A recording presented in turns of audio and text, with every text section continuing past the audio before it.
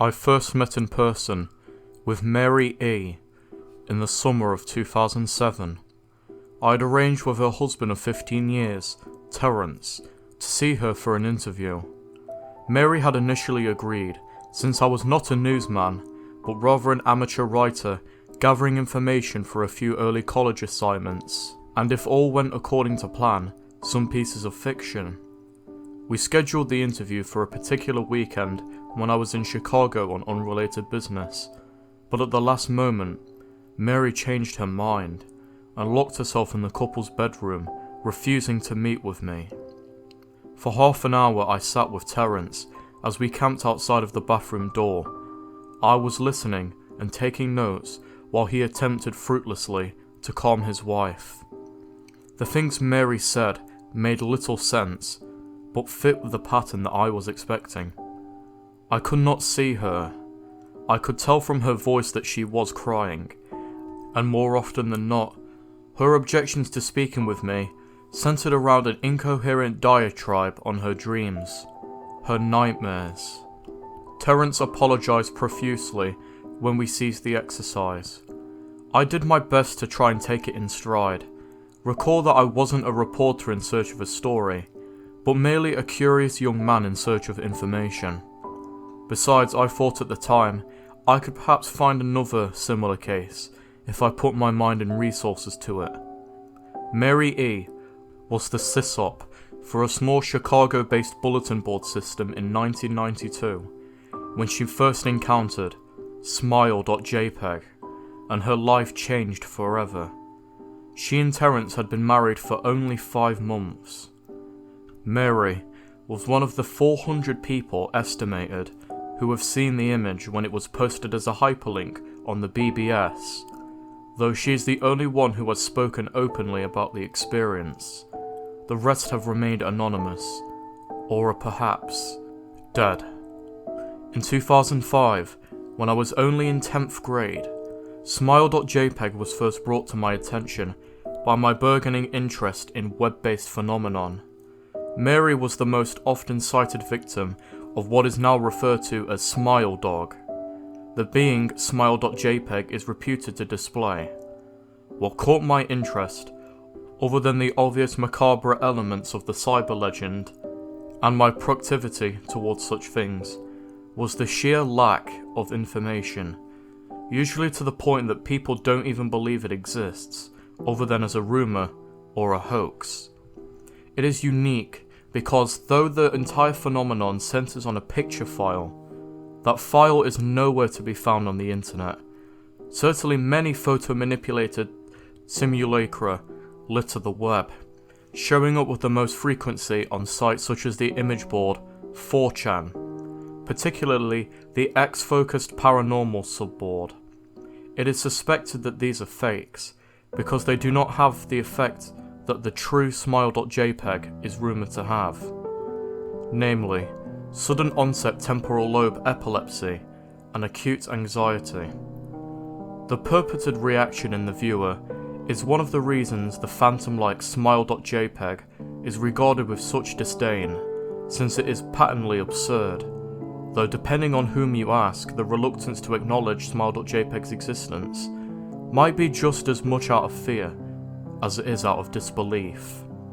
Neither Smile.jpg nor SmileDog is mentioned anywhere on Wikipedia, though the website features articles on such other, perhaps even more scandalously shocked sites, like 2 Girls 1 Cup. Any attempt to create a page pertaining to Smile.jpg is instantly deleted by any of the encyclopedia's many admins. Encounters with Smile.jpg are the stuff of internet legend. Mary E.'s story is not unique. There are unverified rumours of Smile.jpg showing up in the early days of Usenet, and even one persistent tale that in 2002, a hacker flooded the forums of horror and satire website Something Awful with a deluge of Smile Dog pictures, rendering almost half of the forum users at the time epileptic. It is also said that in the mid to late 90s, the Smile.jpg was circulating on Usenet as an attachment of a chain email with the subject line, "Smile, God loves you." Yet despite the huge exposure that these stunts would generate, there are very few people who admit to having experienced any of them, and no trace of the file or any link has ever been discovered. Those who claim to have seen Smile.jpg often weakly joked that they were far too busy to save a copy of the picture to their hard drive. However, all alleged victims offered the same description of the photo: a dog-like creature, usually described as appearing similar to a Siberian husky, illuminated by the flash of the camera, seated in a dark room, the only background detail that is visible being a human hand extending from the darkness near the left side of the frame. The hand is empty, but it is usually described as beckoning. Of course, most attention is given to the dog, or dog creature, as some victims are more certain than others about what they have claimed to seen. The muzzle of the beast is reputedly split in a wide grin, revealing 2 rows of very white, very straight, very sharp, very human-looking teeth. This is, of course, not a description given immediately after viewing the picture, but rather a recollection of the victims who claim to have seen the picture endlessly repeated in their mind's eye during the time they are, in reality, having epileptic fits. These fits are reported to continue indeterminately, often while the victims sleep, resulting in very vivid and disturbing nightmares. These may be treated with medication, though in some instances it is more effective than others. Mary E., I assumed, was not an effective medication. That was why, after my visit to her apartment in 2007, I sent out feelers to several folklore and urban legend-oriented news groups, websites, and mailing lists, hoping to find the name of a supposed victim of Smile.jpg, who felt more interested in talking about his experiences. For a time, nothing happened, and at a length, I forgot completely about my pursuits, since I had begun my freshman year of college and was quite busy. Mary contacted me via email, however, near the beginning of March 2008. Dear Mr. L, I am incredibly sorry about my behaviour last summer when you came to interview me. I hope you understand that it was no fault of yours, but rather my own problems that led me to act out as I did. I realised I could have handled the situation more decorously. However, I hope you will forgive me, because at the time I was afraid. You see, for 15 years, I have been haunted by Smile.jpg. Smile Dog comes to me in my sleep every night. I know that sounds silly, but it's true. There is an ineffable quality about my dreams, my nightmares, that make them completely unlike any real dreams I ever had. I do not move, and I do not speak. I simply look ahead, and the only thing ahead of me is that scene from that horrible picture. I see the beckoning hand. I see the Smile Dog. It talks to me. It is not a dog. Of course, though, I am not quite sure what it really is. It tells me it will leave me alone if only I do as it asks. All I must do, it says, is spread the word. That is how it phrases its demands, and I know exactly what it means. It wants me to show it to someone else, and I could. The week after my incident, I received in the mail an envelope with no return address. Inside was a 3.5-inch floppy diskette. Without having to check, I knew precisely what was on it. I thought for a long time about my options. I could show it to a stranger, a co-worker. I could even show it to Terrence, as much as the idea disgusted me. And what would happen then? Well, if Smile Dog kept its word, I could sleep. Yet if it lied, what would I do? And who was to say something worse would not come from it if I did as the creature asked? So I did nothing for 15 years, though I kept the diskette hidden amongst my things. Every night for 15 years, Smile Dog has come to me in my sleep and demanded that I spread the word. For 15 years I have stood strong, though there have been hard times. Many of my fellow victims on the BBS board, where I first encountered Smile.jpg, stopped posting. I heard some of them committed suicide. Others remained completely silent, simply disappearing off the face of the web. They are the ones I worry about the most. I sincerely hope you will forgive me, Mr. L, but last summer when you contacted me and my husband about an interview, I was near my breaking point. I decided I was going to give you the floppy diskette. I did not care if SmileDog was lying or not. I wanted it to end. You were a stranger, somebody I had no connection with, and I thought I wouldn't feel sorrow when you took the diskette as part of your research and sealed your fate. Before you arrived, I realized what I was doing was plotting to ruin your life. I couldn't stand the thought, and in fact I still can't. I am ashamed, Mr. L, and I hope that this warning will dissuade you from further investigation of Smile.jpg. You may in time encounter somebody who is, if not weaker than I, then wholly more depraved, somebody who will not hesitate to follow SmileDog's orders. Stop while you are still whole. Sincerely, Mary E.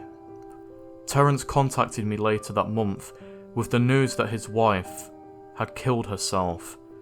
While cleaning up the various things she had left behind, closing email accounts and the like, he happened upon the above message. He was a man in shambles. He wept as he told me to listen to his wife's advice. He found the diskette. He revealed and burnt it until it was nothing but a stinking pile of blackened plastic. The part that most disturbed him, however, was how the diskette hissed at him as it melted, like some sort of animal, he said. I will admit, I was a little uncertain about how to respond to this. At first I thought perhaps it was a joke, with the couple belatedly playing with the situation in order to get a rise out of me. A quick check of several Chicago newspapers' online obituaries, however, proved that Mary E. was indeed dead. There was of course no mention of suicide in the article. I decided that for a time at least, I would not further my pursuit of Smile.jpg, especially since I had the finals coming up at the end of May. But the world has a weird way of testing us. Almost a full year after I had returned from my disastrous interview with Mary E., I received another email. Subject: Smile. Hello.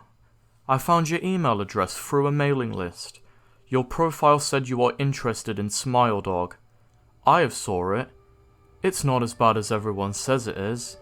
I have sent it to you here. I'm just spreading the word. Smiley face. The final line chilled me to my bone. According to my email client, there was one file attached, called naturally, Smile.jpg. I considered downloading it for the longest time. It was most likely a fake.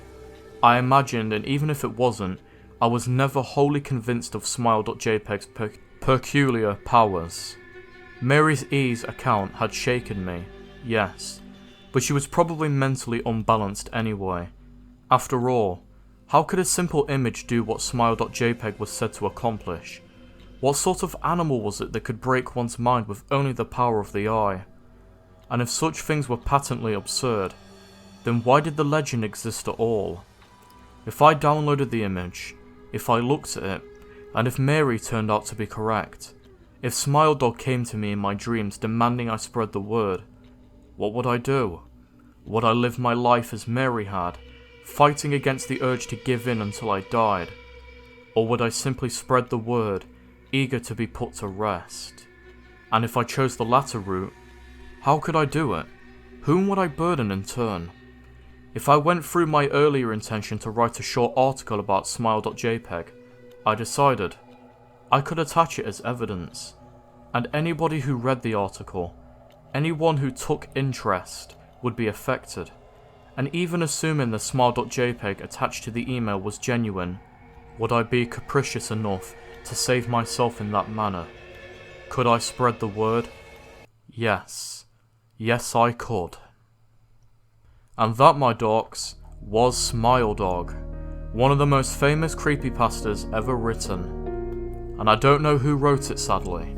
Anyways, my thoughts on this story? Oh boy, this is a classic. Everybody and their mother knows about Smile Dog if you're a creepypasta fan. And if you don't know about Smile Dog himself, you've seen the picture before. So what do I think of this story? I can't hate it, it's just a classic. Yeah, I know that could be applied to other stories like Sonic.exe or Squidward Suicide, but in my opinion Smile Dog really does feel like a cool urban legend. It truly does feel like a campfire story on the digital age, which is exactly what creepypastas were meant to be. Now of course Smile Dog isn't real, I've already made a debunking video on it, which is actually my second most famous debunking video besides the SpongeBob bootleg episode. You guys really love Smile Dog apparently. So if you want to know how it's not real, you can just click my video, it will be in the description and you can go watch it that way. But overall though, this story is fine, I don't see much of a flaw with it. There's no hyper-realistic blood or gore, there's no bad cliches in there, and yes, while the topic of a picture causing you to die or go insane is ridiculous, that's typically what campfire stories are. Just funny little things to scare your friends with. So if this story was trying to be a campfire story online, then ding ding ding, it certainly succeeded in that area. So if I had to give this story a final rating, I'm gonna give my boy Smile Dog an 8. It's just a classic really. Nothing obnoxious about the story really. The only real gripe I guess is just the ridiculous concept. But it's horror. People have made more ridiculous things work. If you haven't seen Smile Dog, or if a friend really wants to get into the creepypasta community, Smile Dog is a read I would highly recommend. It certainly is a funny way to prank your friends by sending them this photo. Anyways, this has been The Dark Author. I know a lot of you like Smile Dog, so I hope you enjoyed this narration. If you did, be sure to like, comment and subscribe, hit the bell so you can stay up to date with my latest videos, and be sure to stay tuned for tomorrow where I'm going to be live streaming. I'll see you all later, take care my darks.